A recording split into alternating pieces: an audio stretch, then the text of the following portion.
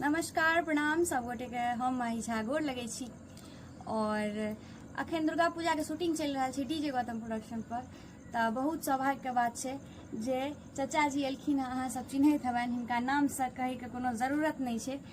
और बचपन से कनिएटा छलिए हम सब जखन तखन से हिनकर गीत सुनै छियनि। हिनका एकटा गीत हमरा बड़ नीक लगैए। सबटा गीत पर हम रील बनबै छी, लेकिन एकटा गीत हमरा बड़ नीक लगैए। अहूँ सबके नीक लगैत हैत तो कहे छियनि चाचा जी से आग्रह करे छियनि जो गीत सुनाबे। नाक के नथिया तोहर गोलमोल छै। बहुत बहुत आभार माही जी। एखन एक से बढ़ के एक गीत पर अपन भाव अदा कर रहल छथि और मिथिला में अपन एक पहचान बनेने छथि। नीक नीक कविता सेहो लिखै छथि, साहित्य हिनका में समायल छनि। और बहुत बहुत आभार डीजे गौतम जी के जे आइ हम सब आयल छी शूटिंग करे के लेल, तो कहलनि तो सुनाबऽ के लेल जा रहल छी। नाक